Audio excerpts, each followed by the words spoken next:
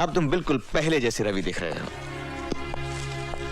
बस एक बात नहीं है, पहले तुम इतना मुस्कुराते नहीं थे, धीरे धीरे से बिल्कुल पहले जैसा रवि बनाना है। बनाना जरूर बनाना, लेकिन ये जो नई बात देख रहे हो इसे मत मिटाना। आओ बेटे चले। अच्छा ताई, चरणामृत। हाँ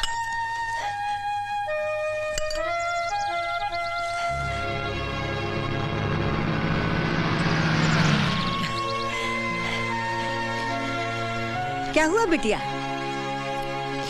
बिटिया नहीं ताई, आप मुझे फिर से कजरी ही कहने लगी है।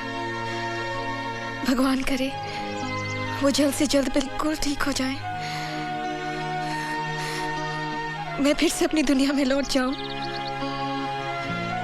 फिर तो कोई प्रॉब्लम ना होने की ना, राम कसम।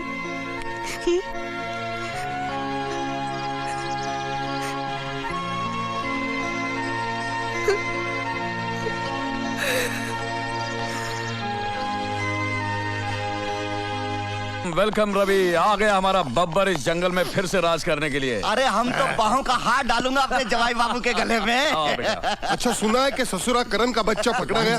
मैं तो सीधा माता के मंदिर चला गया था माथा टेकने। चलिए अच्छा हुआ करण पकड़ा गया। छोड़ना नहीं जवाई बाबू, छोड़ना नहीं, सीधा फांसी पर लटका देना करण को इस बार। रवि बाबू, अपनी दादर वाली चाल का मामला एक बूढ़ा बूढ़ी की वजह से अटका हुआ है। एक झूठा केस ठोक के फेंक दो उन दोनों को। झूठा केस? ये लो और सुनो।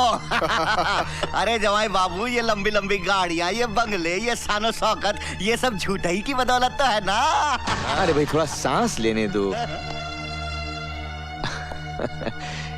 रवि, ये हमारे होटल का मॉडल, ये उस मिल की जमीन पर बनना है जिसमें तुमने आग लगवाई थी। और ये है अपना सीफिस वाले बिल्डिंग का मॉडल, जिसे आपने गिरवा दिया था। अफसोस वो पुरुषोत्तम नहीं रहा जिसका ये सपना था।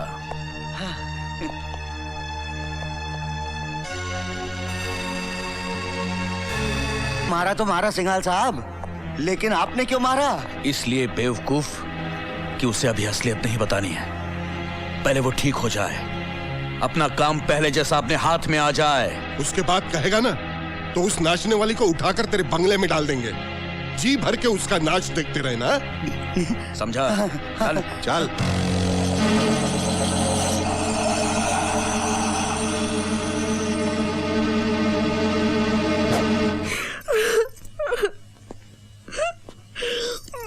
नहीं काजल, बस काजल, ये तुम्हारा अपमान नहीं, मेरा अपमान किया उन लोगों ने।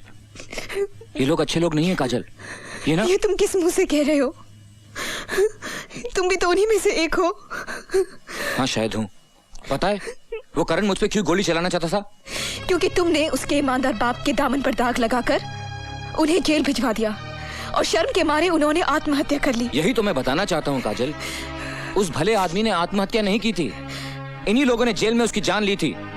ये लोग ये बात अपने मुंह से कह रहे थे और जोर जोर से हंस रहे थे, और मैं हमेशा उनका साथ देता रहा और तुमने मुझे कभी रोका नहीं। क्यों काजल, क्यों? हो सकता है मुझे पता ना हो, या हो सकता है कि मैंने तुम्हें रोका हो और तुमने ना माना हो। हाँ, मुझे याद आया, रोका था तुमने। तुमने मुझे कहा था कि भगवान मेरे पापों की सजा तुम्हें दे, और वही हुआ। करण ने गोलियां मुझ पर चलाई और वो सारी की सारी तुमने अपने ऊपर झेल ली।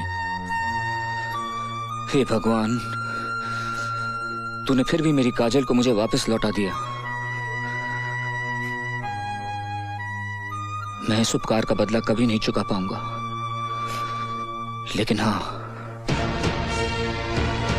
मैं प्रायश्चित करूंगा। मैं अपने पापों का प्रायश्चित जरूर करूंगा।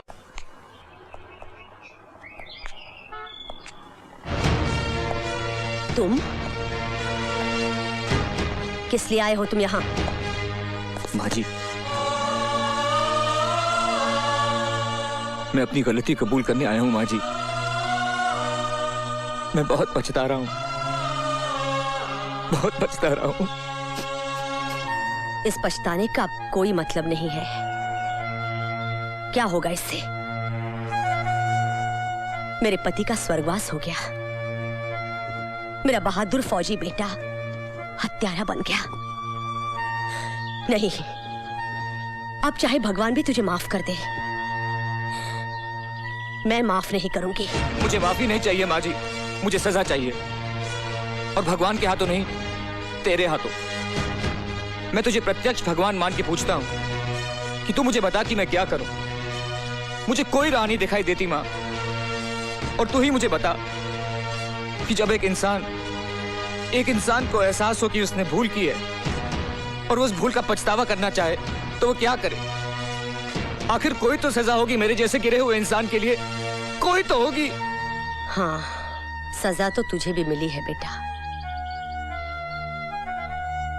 मैंने अपने पति को खो दिया है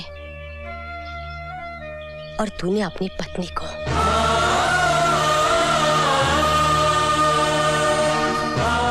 मैंने बहुत कोशिश की अपने करण को रोकने की, पर उसके सर पर खून सवार था।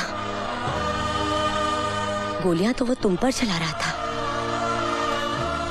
मरण हो गया तुम्हारी पत्नी का। भगवान उसकी आत्मा को शांति दे। जा बेटा जा। मैं कौन होती हूँ किसी को सजा देने वाली।